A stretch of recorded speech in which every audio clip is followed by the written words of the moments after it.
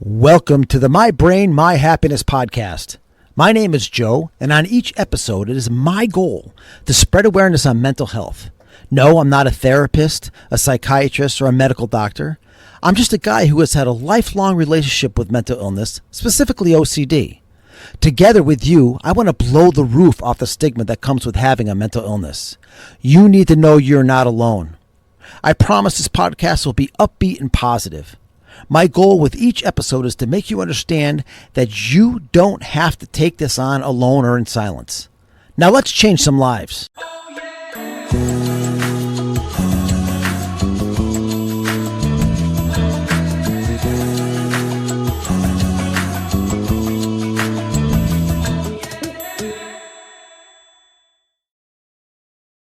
Hey everybody, it's Joe from My Brain, My Happiness. Listen, this is one of the most I don't know, this is probably the best podcast episode I've ever made. It is a interview with one of my good friends who is going to take you through his life story from his life of addiction, suicide attempts to, where he is now and as director of the Northampton Recovery Center. And so I just want to give a little message here that there is talk of suicide and substance abuse and addiction, and so discretion is advised. Thanks, and I hope you enjoyed this episode. Hey everybody, welcome back to another episode of My Brain, My Happiness. I got a real special episode today. I have what is actually my third guest on the podcast, John Sullivan, who not only a good friend, but he's director of the Northampton Recovery Center in Northampton, Massachusetts. And today we're going to talk about John's journey with his struggles that he's had with substance abuse, mental health issues, and the troubles that he's gone through life and how he's battled adversity and it's come out on top. And so without further ado, let's meet John. John, welcome to the show. Thank you, Joe. It's really nice to be here. Thanks for having me on. And I appreciate the platform to talk about mental health. I don't think we have enough out there. So thank you for being, and thank you for coming to our space and taking a look at it. No problem. We've been talking about doing this for, I don't know, God, a couple of years. Months. A long time. And I'm glad we are finally able to do it. And I know you have a story to tell. And actually, it was our mutual friend, JT, that suggested I have you on the podcast. And I was like, oh my God, what a great idea. He doesn't have many of them, but he does have some. And so I was all about it. And so, yeah, I'm glad to be here. It's really a nice place. I love Northampton anyways in general, but I think people picture a recovery center. They don't know what to picture. Maybe they picture something clinical or something not dignified. Right. But I think anybody who comes into the space realizes it's a beautiful space for people to seek recovery. Yeah. And with dignity. Yeah. So that's awesome. So with that, do you want to talk about the Recovery Center a little bit first, or do you want to jump right into what you wanted to talk about today? There's a bunch of stuff I want to say, so I'll weave that in, I guess, when it's appropriate. Sure. Okay. But what I was hoping to do, the reason I reached out to you during this time is that there are some very specific things going on right now that in other circumstances and in a state of poor mental health, I might not be able to navigate. So that's why I reached out to you. And for folks listening, I sent Joe a relatively intense message, but I just wound up having a lot to say about mental health right now, and that's why we tried to expedite this. Give you a little history about my mental health crisis and mental health crisis in my family. I'm going to say some things kind of matter of fact, but I'm not dismissing them or not saying they're not emotional. I just sort of need to get through it. Right. So growing up, I grew up in a house in West Hartford, Connecticut. Everything looked good from the outside. 4 boys, mom and dad, baseball, swim lessons, all those things. And I honestly can't remember if it really felt like the American dream. I don't know when at some point I started being scared and depressed, but I don't know when it happened. Yeah. When I think it happened is when I was 9 years old and my older brother Boyd was 12. He was walking from our home to Friendly's in Newington, Connecticut, and he was hit by a truck. An 18-wheeler, the truck seat failed, so the driver actually fell to the floor, lost control of the truck, and by the time he was able to get back up and regain control, he had run my brother over. Good God. Yes, and my brother was pronounced dead on the scene, but they took him to Hartford Hospital, and an amazing group of surgeons and people were able to keep him alive. However, he did wind up losing his legs as a result. They became gangrenous and they just couldn't save them. Gotcha. So obviously that's super traumatic for him. And I feel almost bad about talking about the impact on me, but I was 9 years old. Right. I seen my older brother laying there. I was a baseball player. I was a good baseball player. And, we did things, swim lessons, all those things. And after he got hurt, his childhood ended, but so did mine. Right. My mom and dad had to go to the hospital for months and months while he was in there, and they couldn't help us. Right. They only had the bandwidth for him because it was too much. And my dad told me later, and I didn't know he had a good understanding of this. He goes, "Your childhood ended that day. You didn't get to do it." And he said, and my other brothers, and don't get me wrong, they were greatly impacted, but they were 5 and 3. So they don't really have that recollection of it. That's when I first started being challenged. I want to be mindful of how much I share. There's a lot of factors. So we're there. I'm 9 years old. My mother is doing just the best she can to help her kids survive. And it wears on a marriage. Having something like that wears on a marriage. And my father just wasn't able to go from the Christmas card in front of the fireplace with a family to having something broken or having something not perfect. And ultimately my parents' marriage failed. And that's when my crises really did begin. My mother didn't realize it. We didn't realize it. She had bipolar disorder. Okay. It had not really shown itself previously. And for folks who don't know about bipolar, one of the things that can happen is it can be dormant in you for a long time.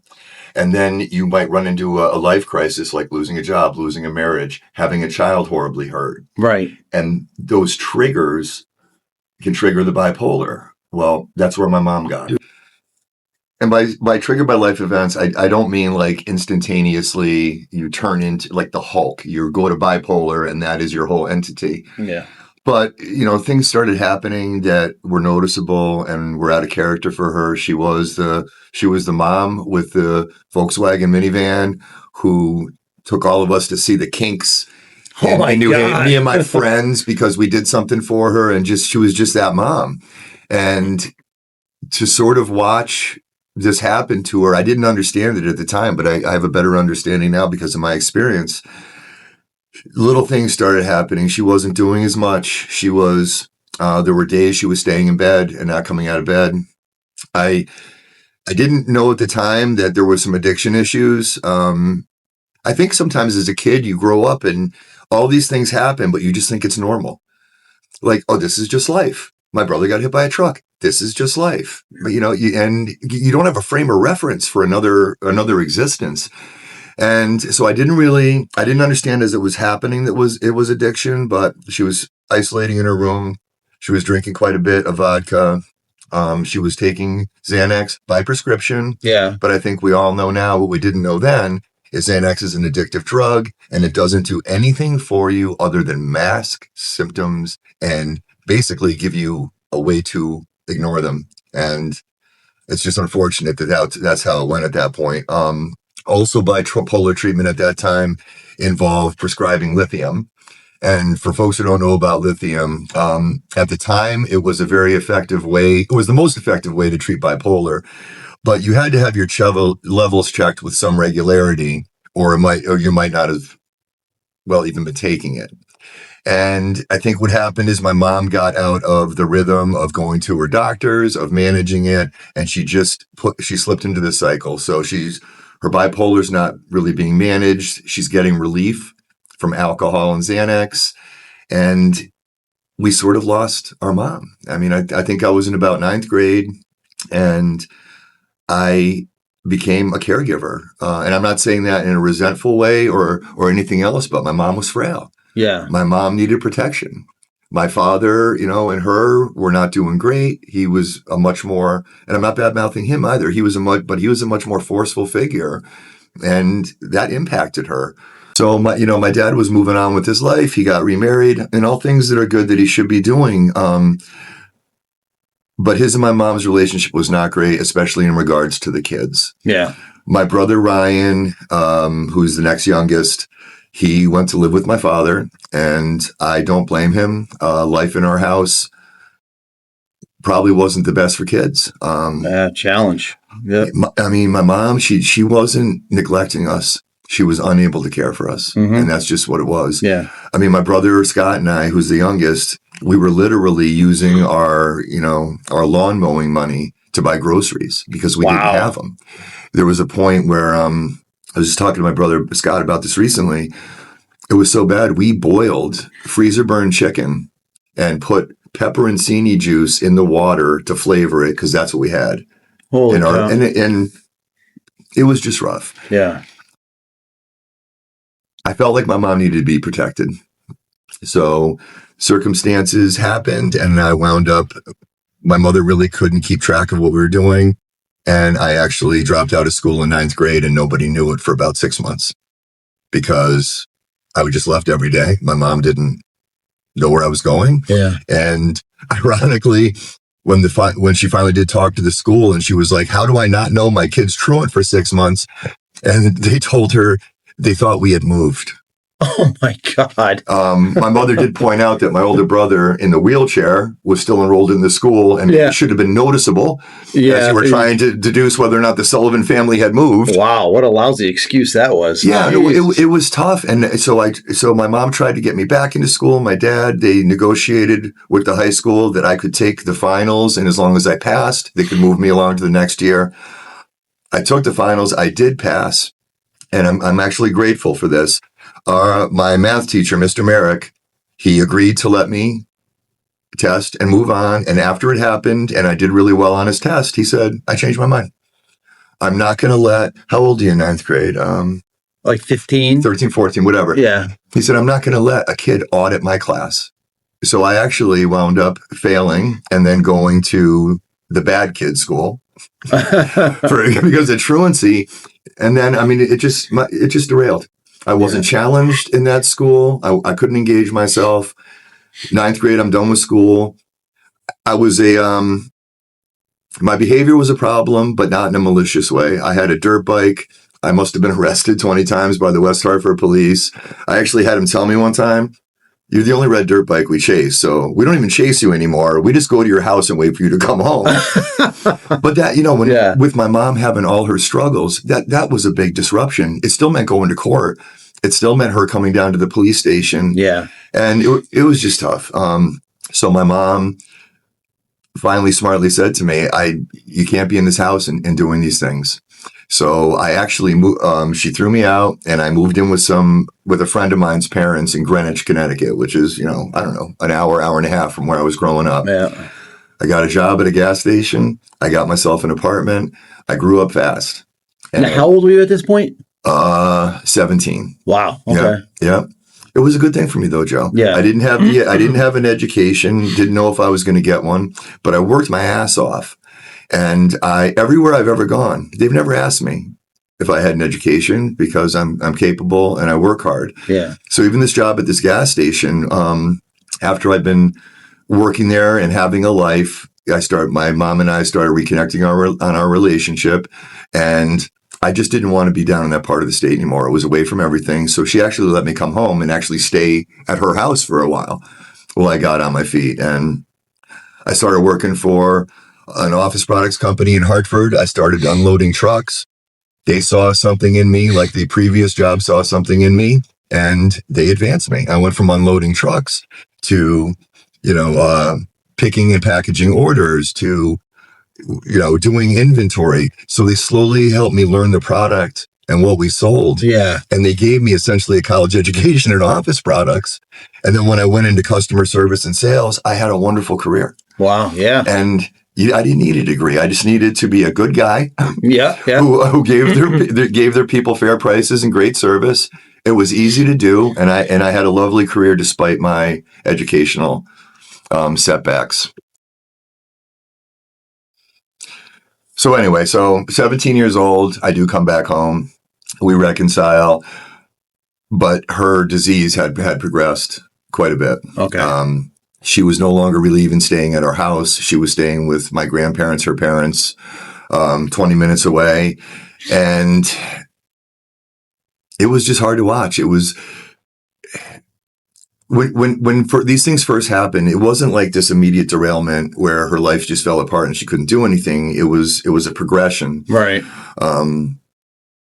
And she just got to the point where she wasn't recognizing what was happening. A case in point that illustrates this well is she went on vacation to St. Croix with a friend. Yeah. And while she was there, and she thought this was as real can be, she thought the United States Navy was trying to have her killed because she knew something.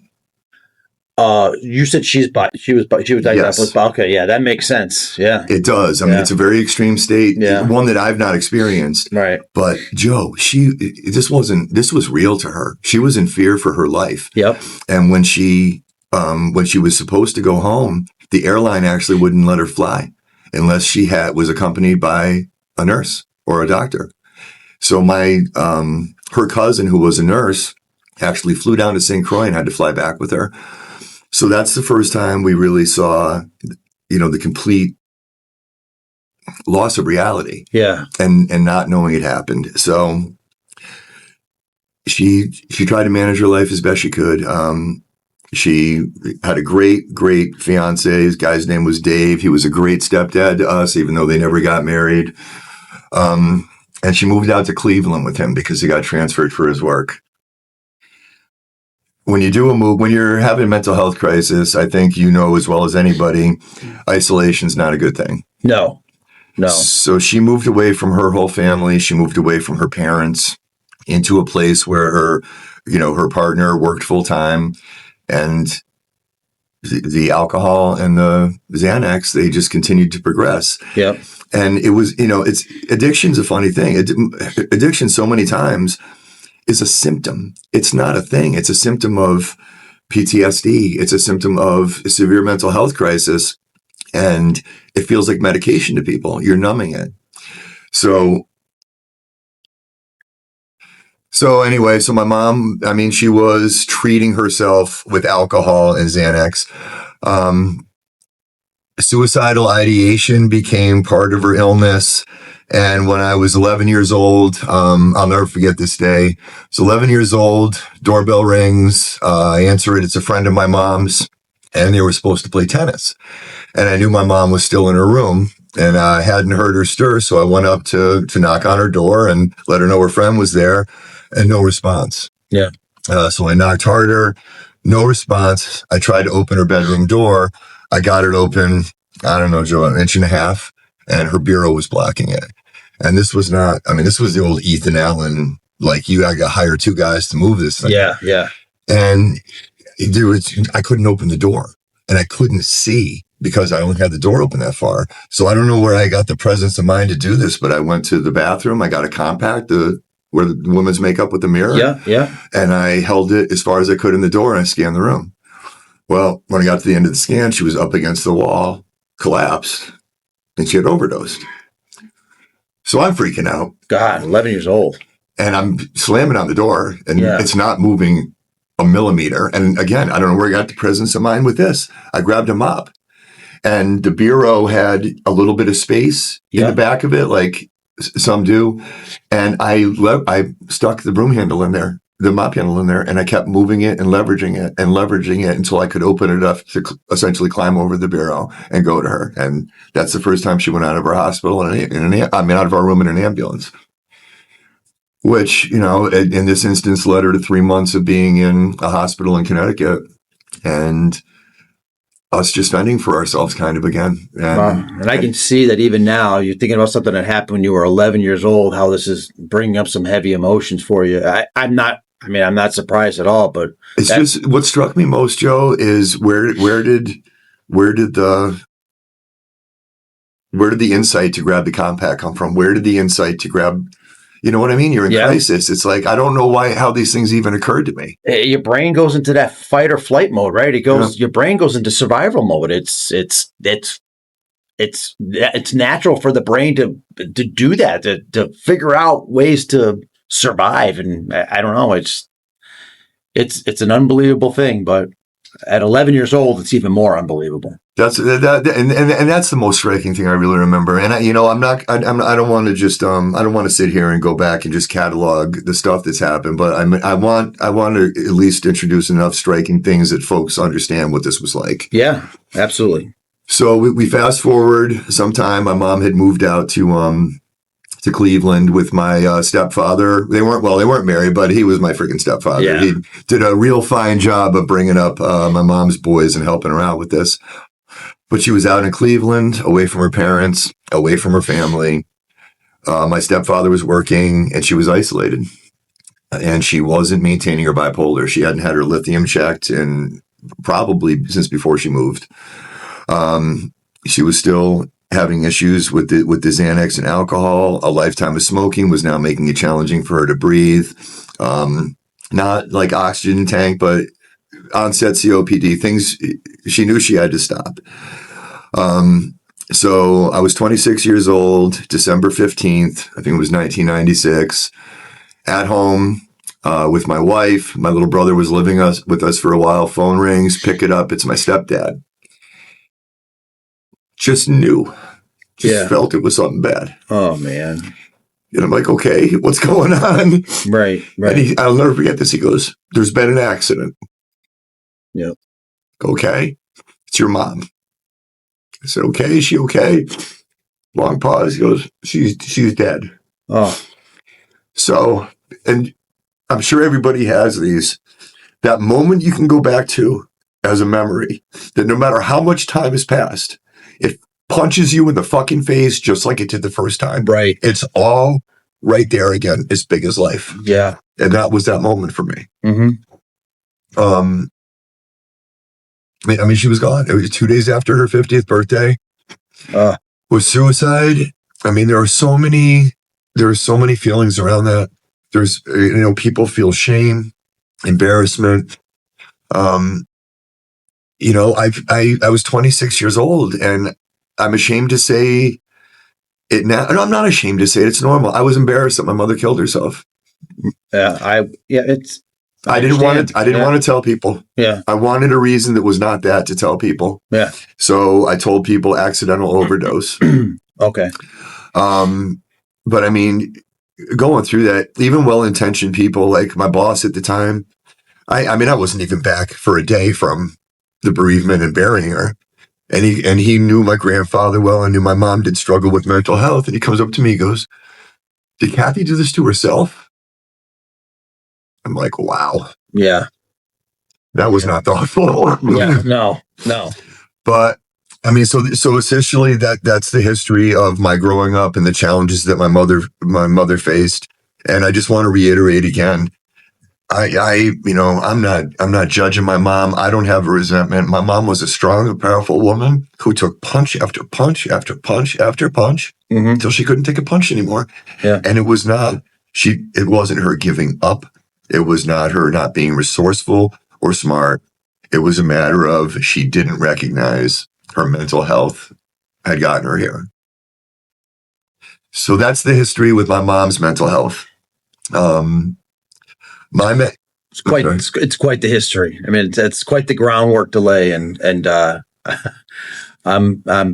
we're all probably very interested to see where it goes from here. But it's funny. I mean, it's something that people don't talk about. Yeah. I've shared about it previously. I think you've probably read some of my blogs about suicide. Yes.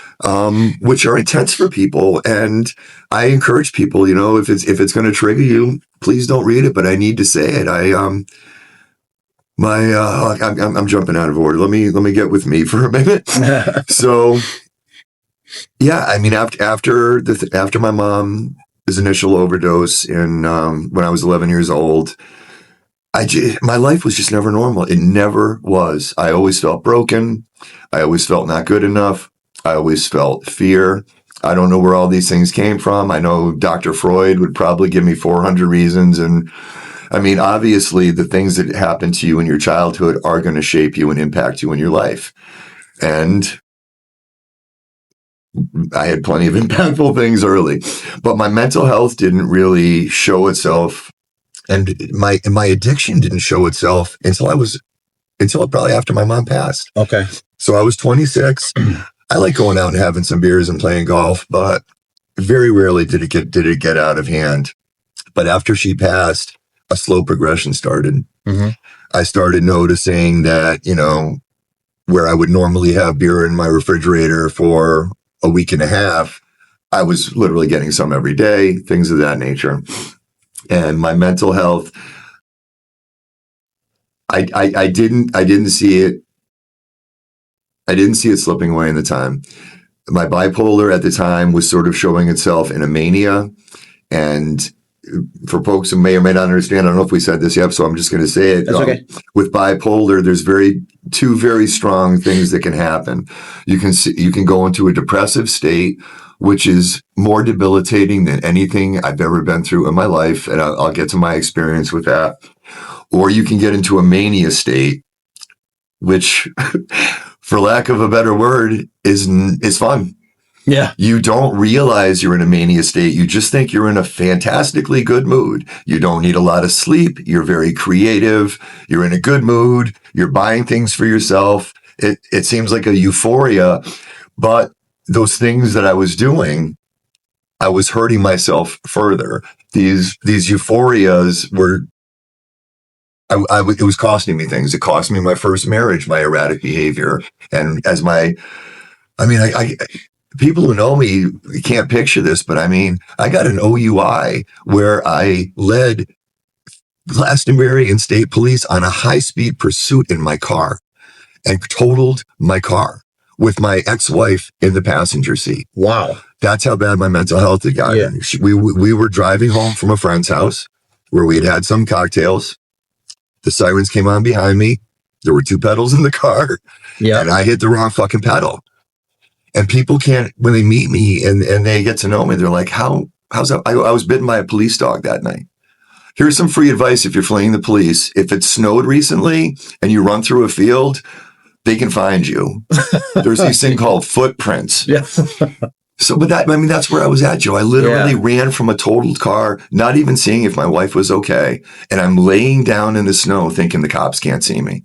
And I get bit by a police dog. That didn't get me sober. It didn't get me sober by a stretch. I quit drinking for 2 weeks and I couldn't understand why I couldn't quit. It's because I couldn't quit my medicine. Yep. I couldn't quit the thing that was quieting this. I couldn't quit the thing that was helping me sleep at night. Yeah. And then I had a kind of similar situation to my mother in as much as my mental health really wasn't showing itself. Although I knew I was depressed and scared and not happy, it wasn't obvious to other people. After my mom died, when we talked earlier about the triggers and how bipolar can come on, my mom died. And then that's where my addiction started. My self-medicated started happening. And then my marriage died. And right about the same time my first marriage died, the company that I love working for went out of business. Yeah.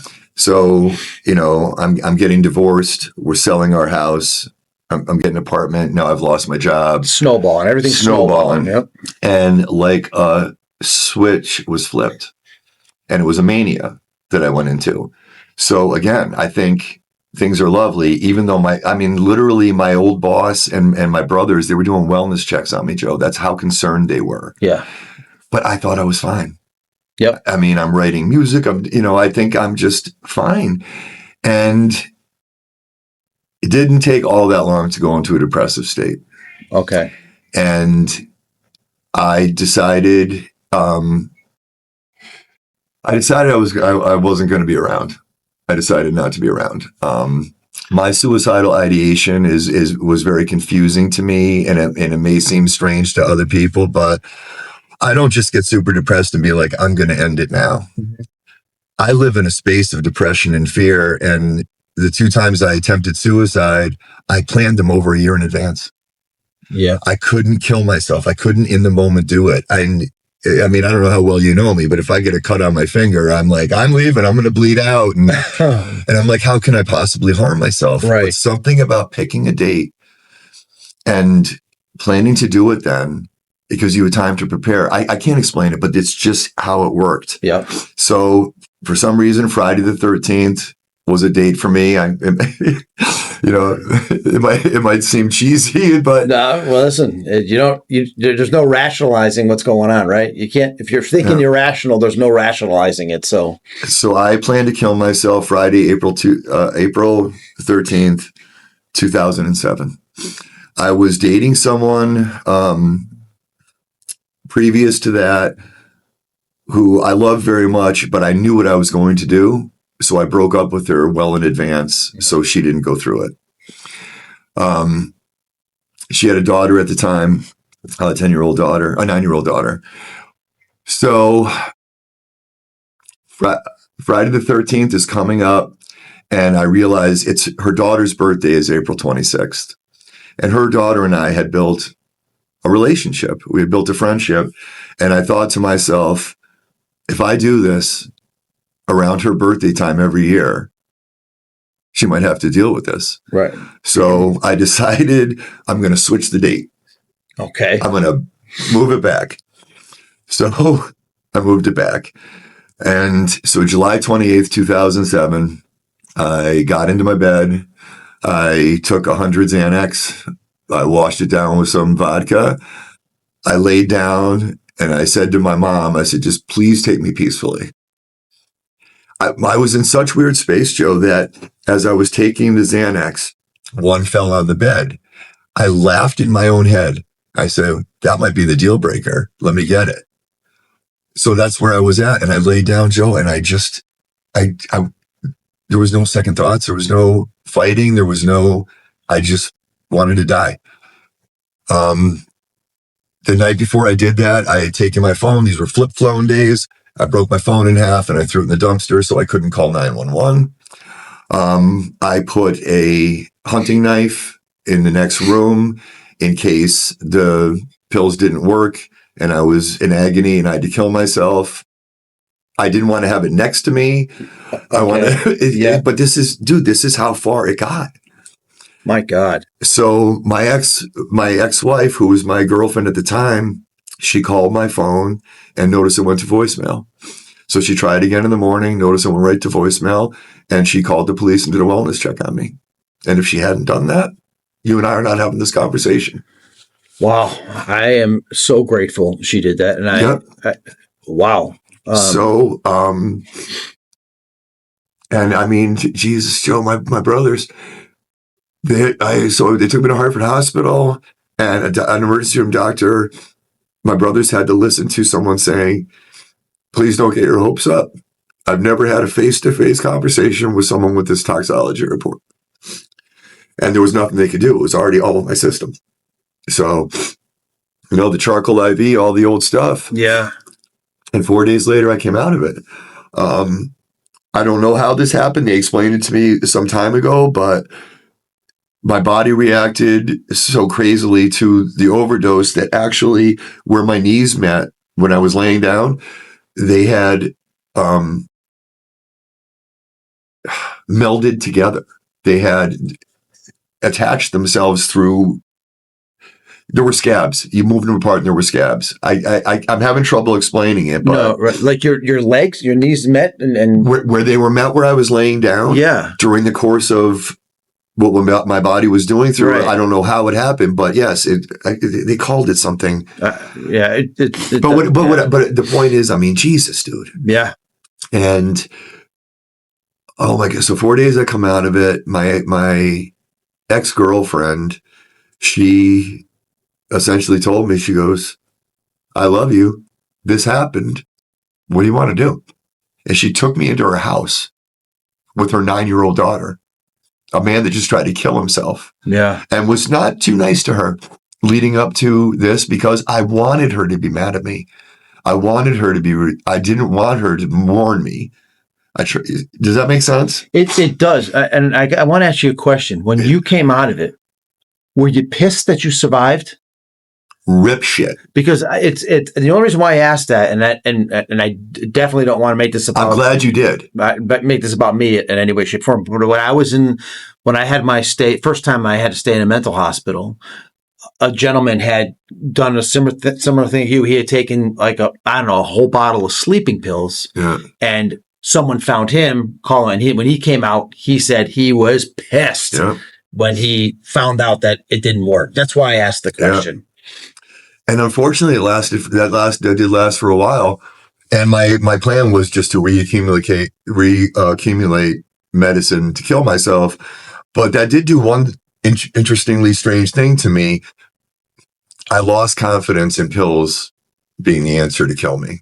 Yeah. I felt like, how the hell did this not work? So I didn't have another suicide attempt for about 10 years, but it was a whole different thought process when I was going into it. So it was weird, dude. I thought I lived because I effed up and didn't do the right date. I am having these thoughts like that was the portal. I couldn't get through it or whatever else, but I wanted to do it again. And luckily for me, I didn't have resources to get pills at that point. Mm-hmm. And so I had to live. I didn't have much choice. I was bankrupt. Believe me when I tell you, I was killing myself the right way. I was going to make sure I was going to bounce my last check. Right. If I survived, I didn't have anything. Well, that's what happened. Mm. So, one of my best friends, I called him up. I said, I'm in trouble. He goes, where do you need me? I told him. And he said, do I need my truck? And I said, yes. And he came down to my apartment. We gathered all my entire life, and my girlfriend at the time let me bring my stuff to her house, and she let me live with her and be with her. She saw something in me that I didn't see. Mm-hmm. And she certainly saw something that wasn't broken. And I thought it was irreversibly broken. I thought that's where I was at. But that's it. We had a pretty good life for a while. We did. We were both in addiction. We didn't realize it at the time. We thought we were more heavy partiers, but we drank just about every day, and we did other things, other drugs. But drinking was my primary issue. But yeah, I know I wasn't happy about it at all. But as I started getting things back, I started to become glad, especially as my relationship with my soon-to-be wife's daughter, Michaela. Yeah. I got to be a dad. I never had a kid, mm-hmm. and I did the best I could. We did the Disney World. We did the stuff like that. But I mean, has she ever seen me drunk? Yep. Has she ever seen me yelling? Yep. And just all those things and that adds up on you. And it's odd, Joe. It's like every time my drinking or my addiction caused a giant blowout, it seemed tougher to overcome. It seemed like the body of work was becoming so large of erratic behavior that, I don't know, dude, I just felt like I'd used all my chances or something. Right. But I started working again back in office products, which I knew well, and that was good. We, my girlfriend, we got married. We moved to Florida to be closer to her family. I mean, we golfed almost every day. We had fun, and we really enjoyed each other. But with the addiction, the good times were just really, really good times, and the bad times were really, really bad times. My ex and I, we both, our tempers were an issue when we were drinking. So when we were getting along, things were good. And if not, there were noticeable and loud arguments that we're not proud of, especially since there was a kid in the house.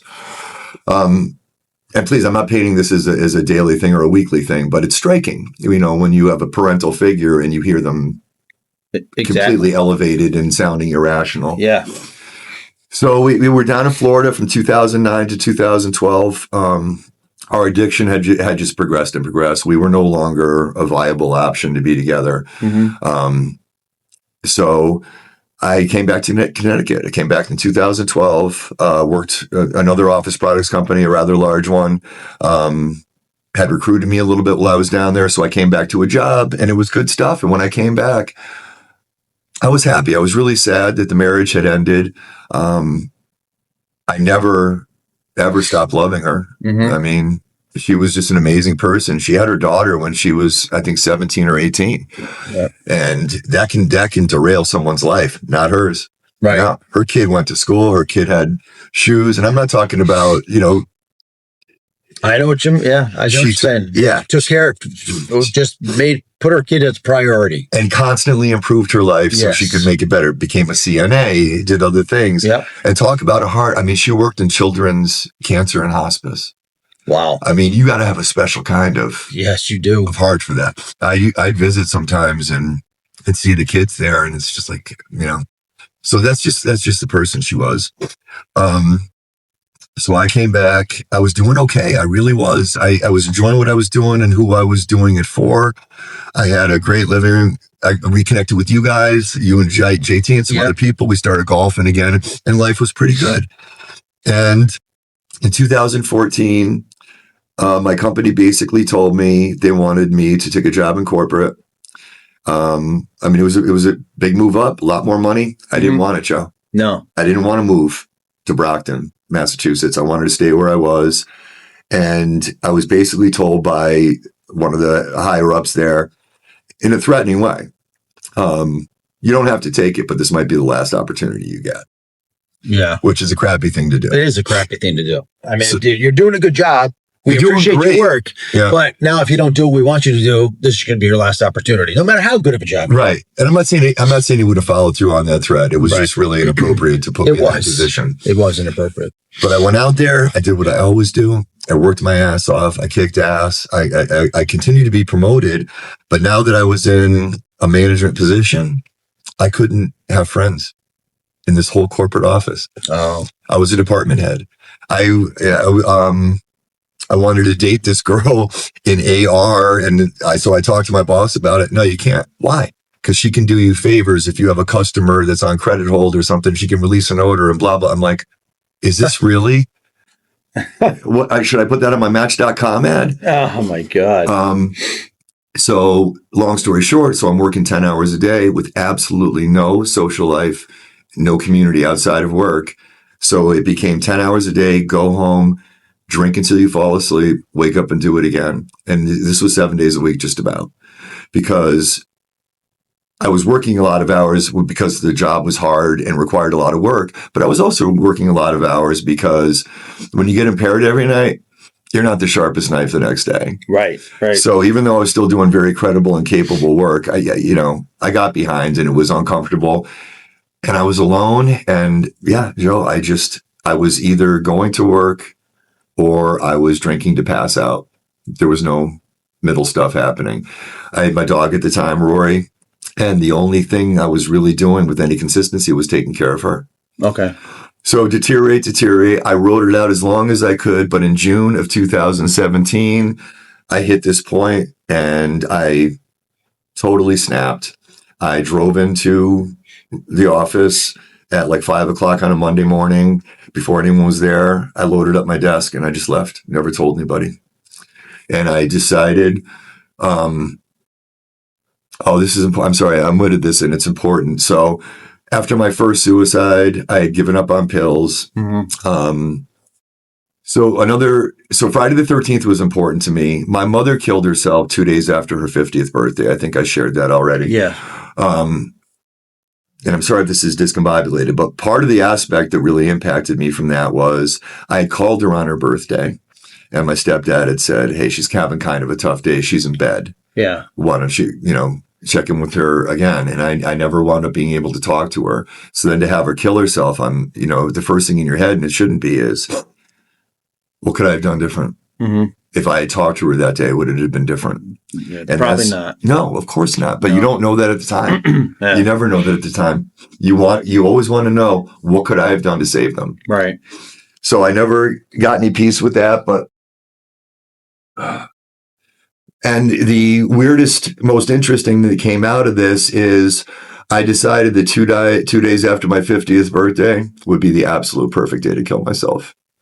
So it was probably over a year and a half beforehand. But I was already in Brockton and I decided, okay, this is the day I'm going to kill myself. And I'm going to try to work until I do that and do all those things, but I'm doing it. So that was going to be August 7th of 2017, 2 days after my birthday. In June, I had quit the job, walked out, and literally gone home and lost weekend drink. I had blood clots in my legs when this was over. I could barely walk. Good I could Lord. barely get my dog to the yard so she could do her business. And so the day was coming up. I had bought a Remington Sheriff shotgun. I didn't trust pills anymore, so I was going to end my life by shooting myself. I was concerned that if I put it under my chin and I pulled it, my head would snap back. I'd blow off my chin and my nose. I would live and I'd be disfigured. I had all these fears about it not working. So as twisted as this is, I calculated it down to every detail. I was going to drive to Connecticut and drop my dog off at my friend's house, who came and helped me after my first suicide, because I knew he would take good care of her. And I was going to drive to my mother's gravesite. I was going to lean the car back, put the shotgun in my chest, and seatbelt it in and lock it, yank it and lock it. And that way, when I pulled the trigger, it couldn't deviate. Yeah. And I was going to blow my head off in my car. So my birthday comes and my brothers are having trouble reaching me. This is just a weird little side fact. I had a brand new company phone, iPhone. It was on the charger, but somehow it turned off. And my brothers were texting me, and they weren't seeing the messages delivered, and they got concerned. Yeah.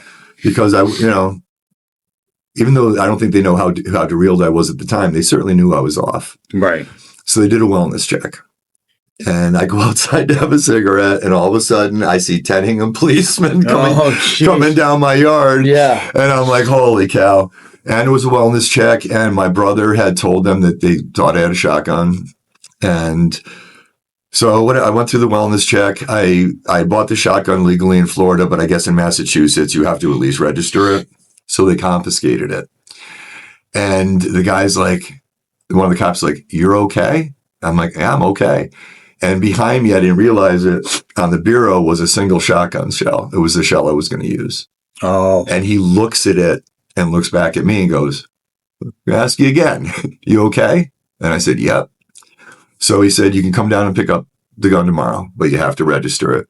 And I took the only smart drinks I ever took in my life, Joe. I woke up that next morning, so it's one day after 50, and I decided I'm not going to think about anything. I took a Seroquel, which is I take Seroquel. Okay, so yeah, so for folks who may not know, it's a good treatment for bipolar, but one of the side effects is it makes you very sleepy, so it makes it very easy for you to basically just medicate yourself into oblivion whenever you wanted. So the day after, I drank all day, essentially just so I couldn't pick it up. Yeah. And then the next morning, I'm like, okay, I can still go up in the morning, get it, still execute the plan. I don't know why, but I got up in the morning and I said, drink. And it kept me, as silly as it sounded, it kept me from picking up the shotgun.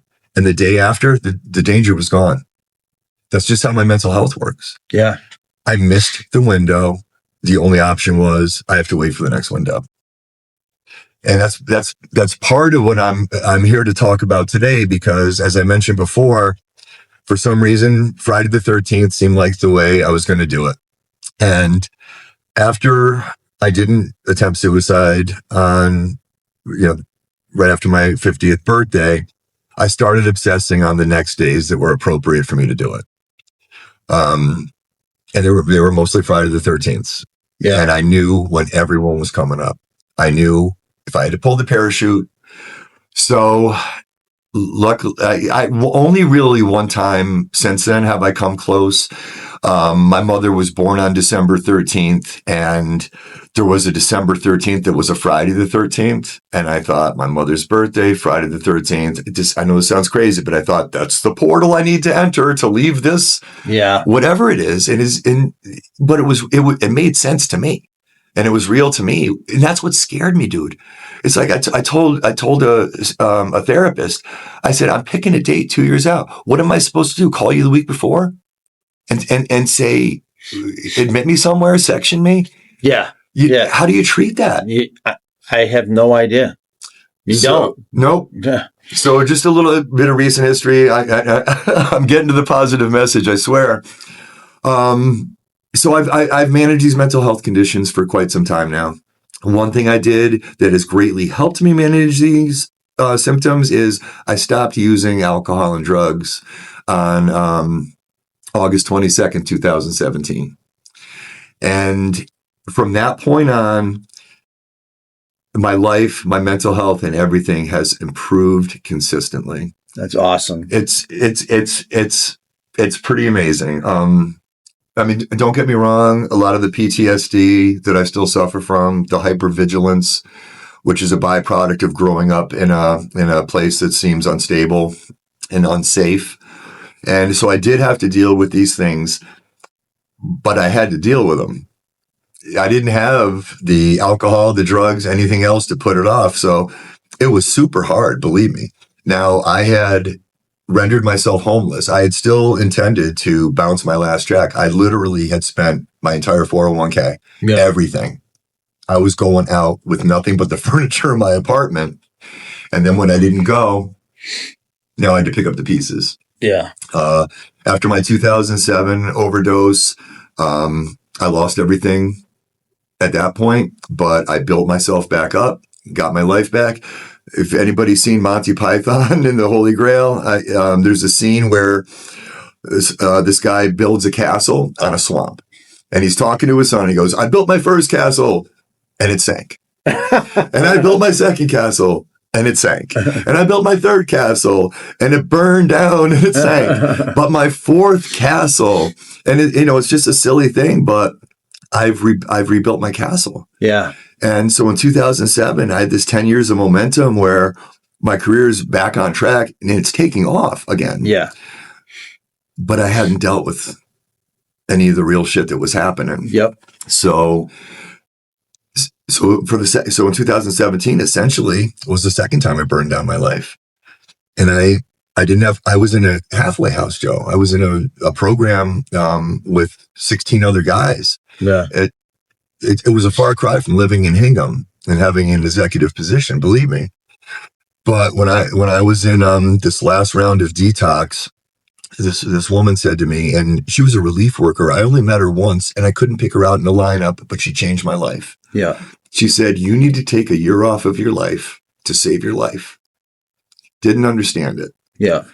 I'm like, no, I'm going to spin dry and go back to the world and build it all back up again.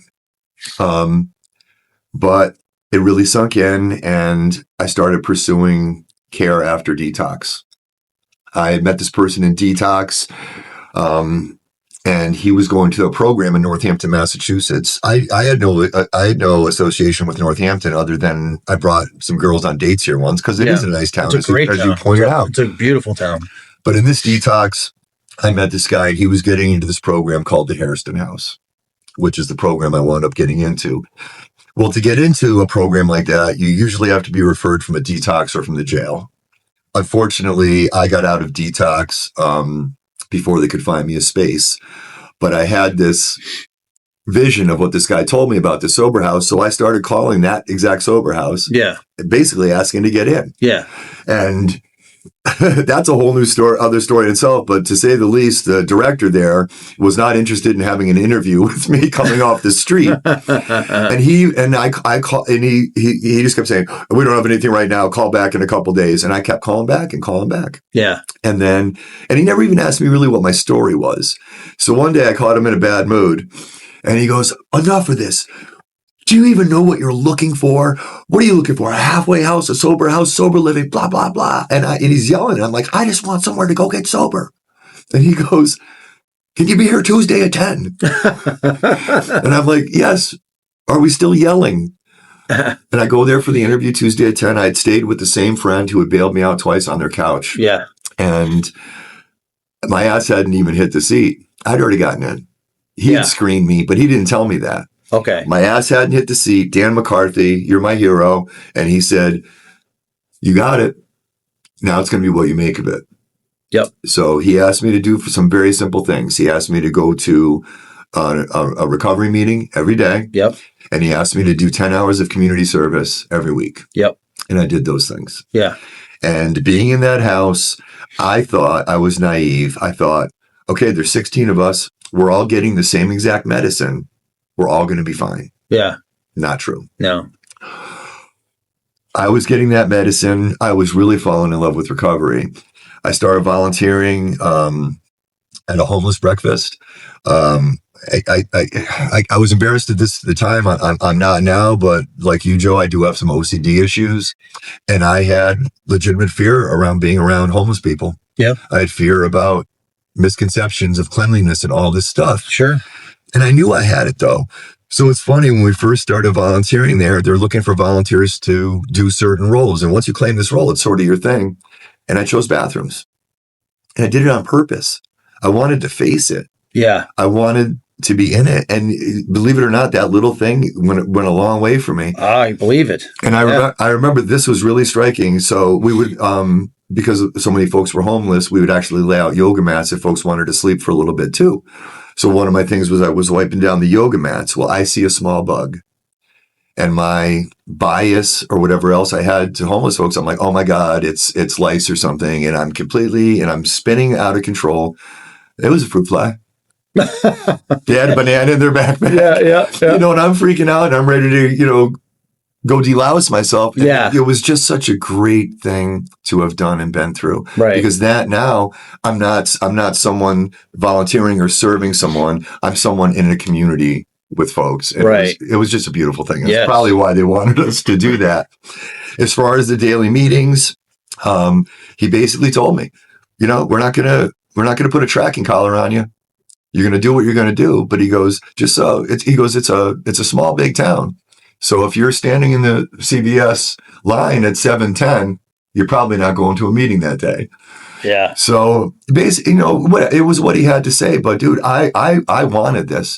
I didn't miss a meeting a day. They tell you to do 90 meetings in 90 days. Joe, I guarantee you I did 120. That's amazing. It is. And the beautiful thing is, when I first got in there, I'm like, well, this is what they're asking me to do. This is what I shall do. So I did the volunteering and I did one meeting a day. And this guy who's no longer with us, who I just love, he passed away sober, which makes me very happy.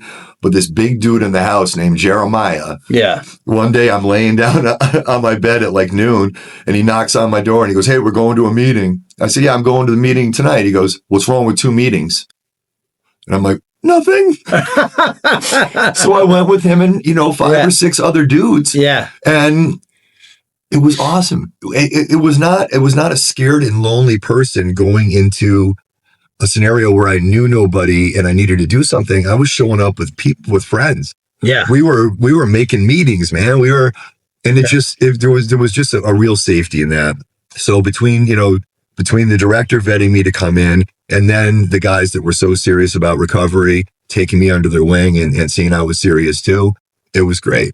And then going forward, as new guys came in, I became that guy. Yeah.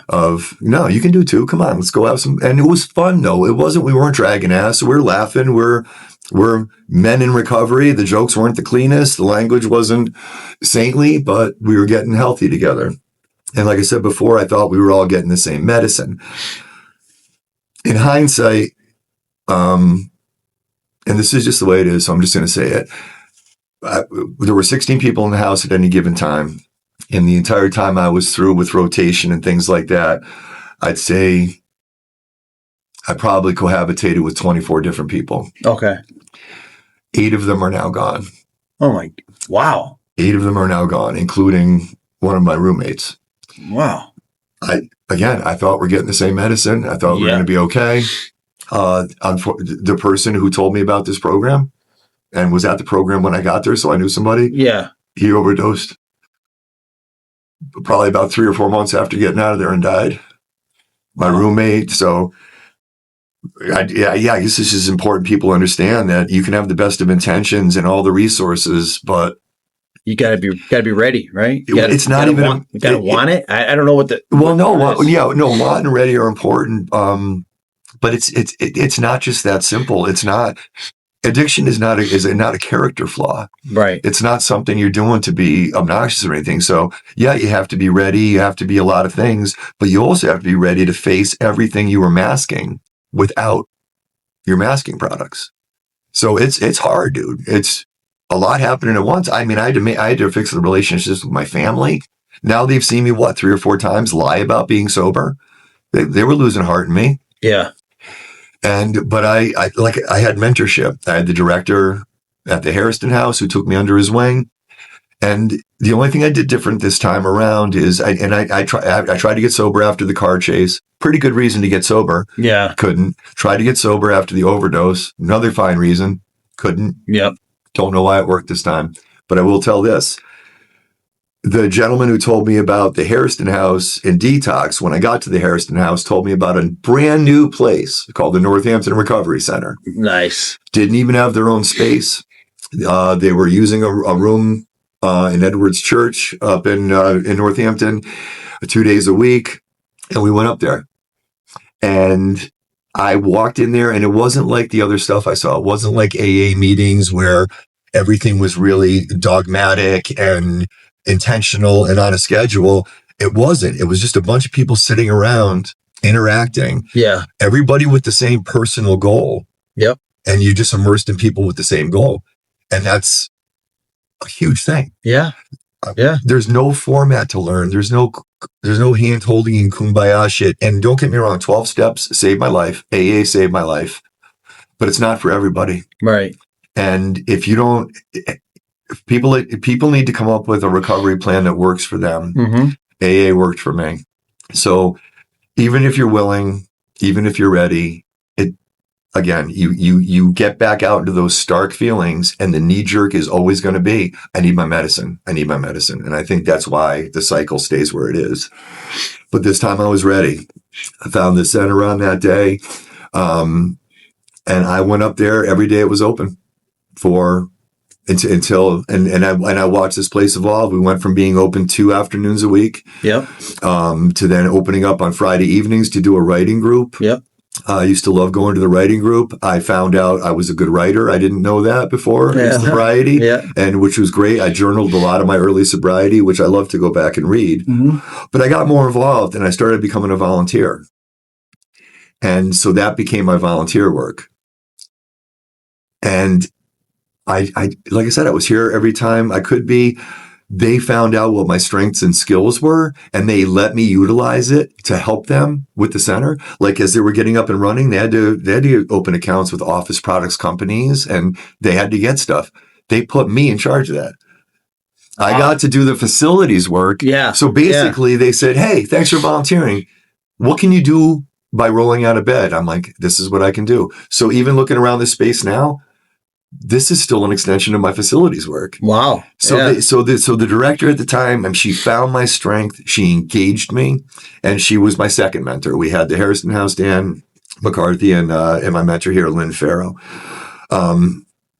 So what else? So at the Recovery Center, one thing that was very different that was important to me is their recovery meeting. It's an hour long, like an AA meeting, but there was a difference. The dogma wasn't there. Yeah. It was just a topic discussion meeting. We didn't do readings. It was just people, dude, talking about what was going on that day in their recovery. And then other people who likely have faced a very similar day supporting that person and saying, this worked for me or this worked for me. So I can look at someone in the face and say, 12 steps saved my life. Yeah. But if it's not for them, I'd rather tell them 12 steps are not the only option. Recovery Dharma. A lot of people just recover spiritually through church. Mm-hmm. You know, I needed accountability and I needed abstinence. So far, so good for me. But so we're watching this place grow from 2 days to 3 days. And then we got some seed money and we got our own space. Holy mackerel. It was a whopping 987 square feet. Right. With charcoal carpeting. Yeah. 2 walls painted mustard, 2 walls painted ketchup. Not dingy, but it was yours. But it was ours. Yeah. Oh my God. And things just took off. And we applied for funding through Bureau of Substance Addiction Services, Massachusetts, which is where we get our current funding. We applied back at that time, 2019, and we were denied. They could only fund a certain amount of centers. Yeah. And it just was what it was. But we had a great model. And we were continuing with it. We were seeking funds from other places, United Way. God bless, our former director got an anonymous donor who paid 6 months of our rent in the new space.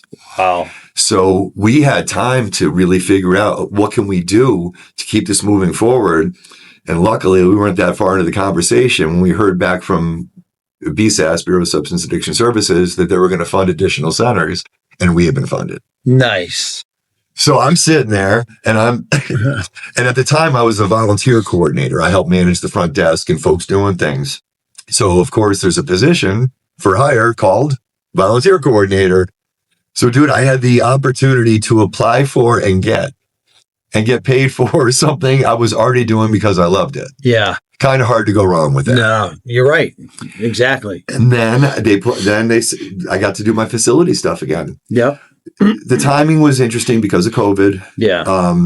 So we got our funding in 2019, and then essentially we're closed. Right. So we're talking with our funders, and we're like, do we send the money back? What do we do? Tell us how you want us to navigate this. And they said, no, the money is there. Build the center, and then when we're through this, it's ready and open. Yep. So that's what we did. And Joe's in this space. I would encourage anybody in earshot to come and just take a look at this. It just looks different than anything you'll see. It's a safe space. It's welcoming. When you come in the door, you feel like Norm from Cheers. Yeah. It's just, it's all your recovery people. Prior to that, and again, I'm sorry for skipping around, but prior to us getting funding, I wanted to do this work. I wanted to work with people. Mm-hmm. So there's a local provider here, Clinical and Support Options. There were service providers, psychiatric meds, things like that.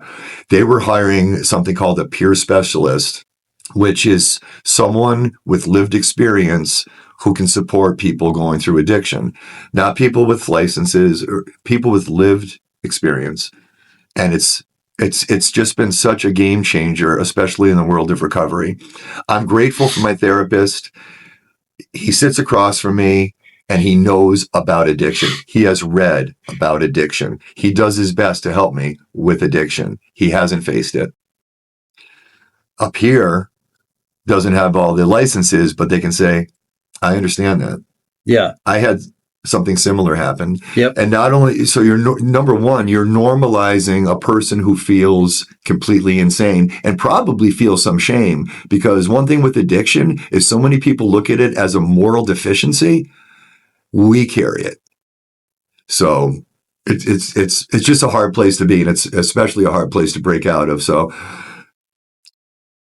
it's amazing how I even got the interview for this job, because it was a bunch of coincidences that I don't have time to share them all. But essentially, I took a job for $12.90 an hour, Joe. Yeah. After having the career I had, you got to witness some of it. Yeah. Because I loved it and I wanted to do it. And honest to goodness, if I could have managed my bills, making that kind of money, I probably still would be doing it. Yeah. But this became available, and it was a little more money, and I had the opportunity. Like I said, I'm doing my job. Yeah. But the problem was the joy I was getting was working directly with people. Mm-hmm. And I kind of lost sight of that when I started doing this work on this side. So when I started working for the recovery center, obviously I'm still working in recovery, but it wasn't working directly with people as much, which right. there was more administrative, more other things.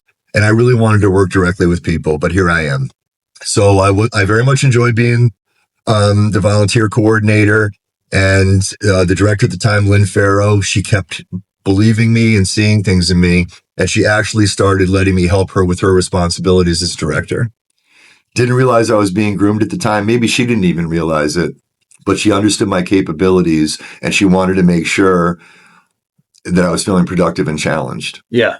But, and again, I'm not lamenting this, but it did move me away from the direct support I was doing as a peer specialist.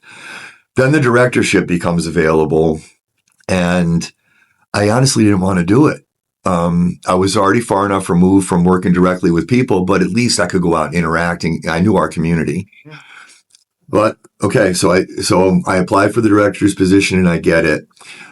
I actually completely changed my tact on feeling like I was removed from helping people. I lost sight of something. It was pointed out to me by a friend of mine from recovery. Being the director is a different kind of direct support, but it's direct support. I'm responsible for the safety of this place so people can come in and recover. Yeah. I'm responsible for the financials to make sure the lights are on. I'm responsible to have this available to the person with the courage enough to open the door, which is all I did. The only thing we all have in common in recovery is the courage to open the front door. All of our stories are different, but there are so many similarities interwoven, and that's where the beauty and the growth comes from. Yeah. So even though you're not directly working with people, you are still helping people. Exactly. And somebody's got to do it. And in a meaningful way. Yeah. It didn't feel meaningful without the face-to-face. But you know what? I learned a valuable lesson. Get this shit done in here, and then get out there and be in community. Yeah. And then you're doing face-to-face. So, and your office is fucking cool. I'm going to tell you that right now. So I think this was jumbled and everything, but the big point and what made me reach out to you in the first place, Joe, is in February we had a Friday the 13th. Yeah. And in March we have a Friday the 13th. Years ago, I would have targeted those days, and if I had picked February, you and I would not be having this conversation. Right. The beauty of recovery is, and I'm going to do one more quick thing. I have to give a little recent history. So 2 years ago, my fiance's ex-husband pulled their child out of our house where she was making general honors and doing very well because she's on the spectrum, and the school wanted to help us with an IEP for her individual education program. The father was in complete denial that she was on the spectrum and pulled her out of school. And for the last 2 years, the woman I love has barely been able to talk to the child she loves because of a manipulative person ruining both of their lives. So that happened in January 24. April 24, I get diagnosed with lung cancer. Don't panic. It didn't turn out to be lung cancer, but it was a substantial disease that I'm still managing, but the prognosis is good. But through all these things, I started getting desperate. I started, you're going to want to, I started thinking about use again. Yeah. And then my ex-wife, who took me in after my suicide attempt, lost her battle with addiction and overdosed and died. I remember this day. And I drove to New Hampshire, and I had the full intention of drinking. I'm like, I'm just going to drive until no one knows me, because God forbid the director of a recovery center is seen going in and out of a package store. Right. So I was going to drive that far, and I don't know what saved me from that. The only thing I can think of is I just drove far enough that I was able to have it pass. Yeah. But I mean, that's how fragile it can be. And then, I was talking to her. She was telling me about her addiction. She wanted to get out of it. And to hear the person that picked you up off the ground and took you in broken is gone. Yeah. And you don't have the opportunity to do that for her. It just lands extra hard. Yeah. So these are the things that are going on. And I should have picked one of these days. I didn't. I just kept going. Yeah. And the thing I said to you in the text that I'll share with folks now is, it's not a matter of Friday the 13th lost its power. I forgot it was there.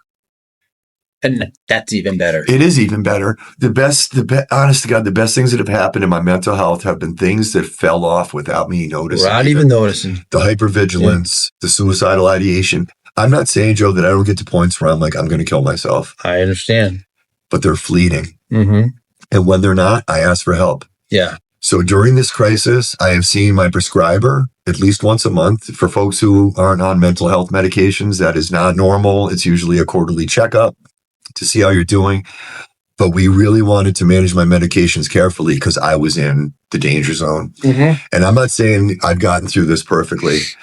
That's how far you can get along. But with the management and the therapy and the medication, I felt like I had bumpers like in bowling. That I was still all over the place, but I didn't go into the ditch.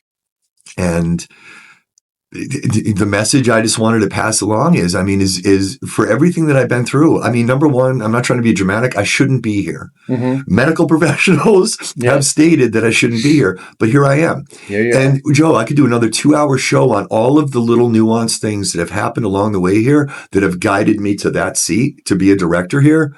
Not a likely path to follow. Right. And here I am. And I felt steered the entire time.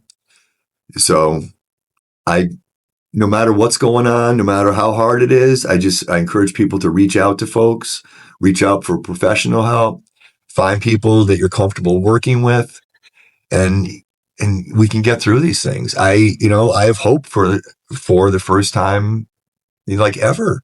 And like I said, as challenging as this has been, and I've not been at my best several times, but I've been at my best most of the time. Yeah. And I'm going to tell you something.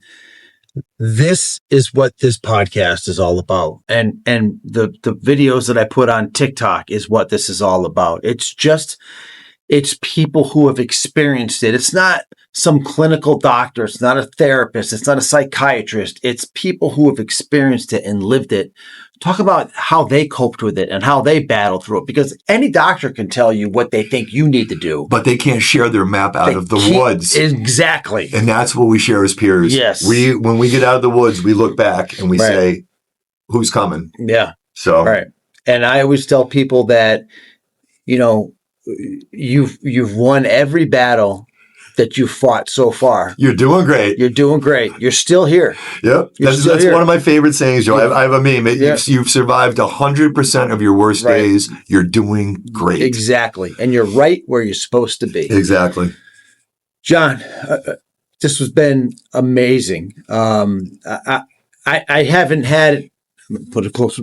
I haven't had much to interject because your story has been so captivating for me. I've known. Won't tell Heidi the best way to shut you up. Oh my God, I've known you for a million years, and I literally just learned all this stuff for the first time, and that's why I just sat here and shut up. My mouth was hanging open. Well, Joe, you didn't know because it wasn't polite conversation. I understand. You don't go up to, even though as good of friends as we were. Yeah. What are we going to be sitting on the tee box and me going, yeah? And when I was 11, I get it. It's just but that now is the time to say it. And now is the time to know wherever you think you're at. However desperate you feel, however much you think you might be running out of options, ask for help. Don't do it alone. Ask for help. Yes. There's no shame in it. There ain't no shame in that game. It's time to stop the stigma. And, the good news is that when when you look at depression and stuff, that the numbers are coming down a bit. It's still the leading cause of death in the world, but not in the United States. And some of the numbers are dropped for adolescents with suicide, and it's trending in a better direction, but not fast enough. And so there's some conflicting reports out. I'm sure there is. Yeah, that was just dude. I know. I know, but the powerful point to make is there is such a spotlight on it now. Yeah, there is. So there's direct outreach to the kids in the school. Kids are learning some adult stuff, but stuff they need. Yeah. I could have died in addiction in 2007. And here I am in 2026, alive and helping people with addiction. Yeah. So I appreciate it, my brother. Thank you so much. So everyone, this has been another episode of My Brain, My Happiness. Thank you all for listening. Peace. And you know it. I love you all. Thanks, John. You got it, brother.